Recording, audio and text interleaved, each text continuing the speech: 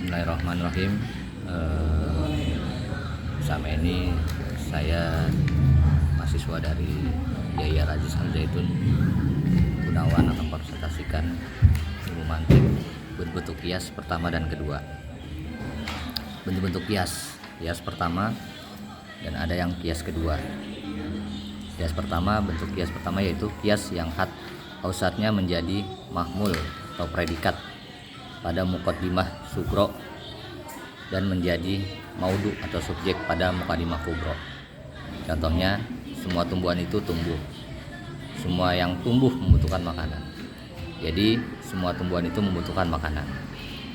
Nah, syarat menarikan kesimpulan kias pertama yaitu ada dua, ijab sugro dan kuliah. Ijab sugro yaitu adanya ijab positif pada muqaddimah sugro. Kuliah kubro adalah kuliah pada muqaddimah kubro. Kesimpulan bentuk kias pertama, 1. Muqaddimah sugronya berupa mujabah kuliah. Muqaddimah kubro berupa mujabah kuliah. Kesimpulannya juga berupa mujabah kuliah. Contoh, semua tumbuhan itu tumbuh. Semua yang tumbuh membutuhkan makanan. Jadi semua tumbuhan membutuhkan makanan. 2. Muqaddimah sugronya berupa mujabah kuliah. Sedangkan muqaddimah kubro dan kesimpulannya berupa salibah kuliah. Contoh, semua orang bodoh itu ragu-ragu. Tidaklah orang-orang yang ragu-ragu itu dapat dipercaya.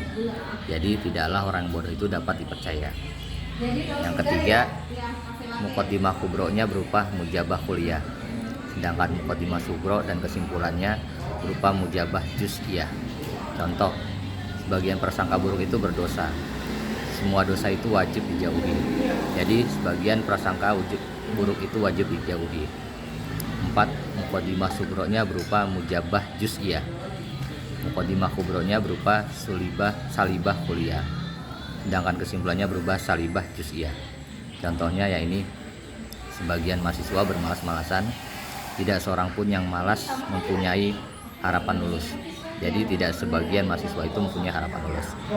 Yang kedua ada kias kedua. Kias yang had ausatnya menjadi mahmul atau predikat dalam muqaddimah kubro dan sugro.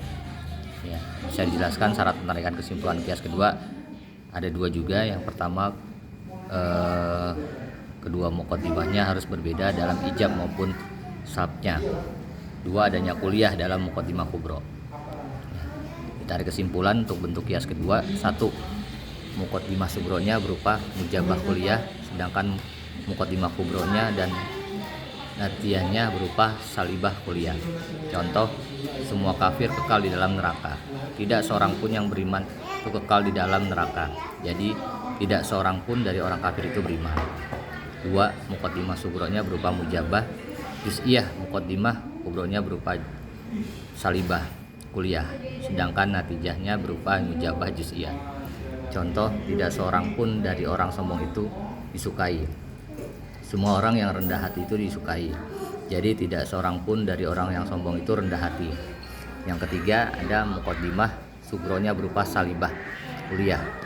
Muqaddimah kubronya berupa mujabah kuliah dan natijahnya adalah berupa salibah juz'iyah.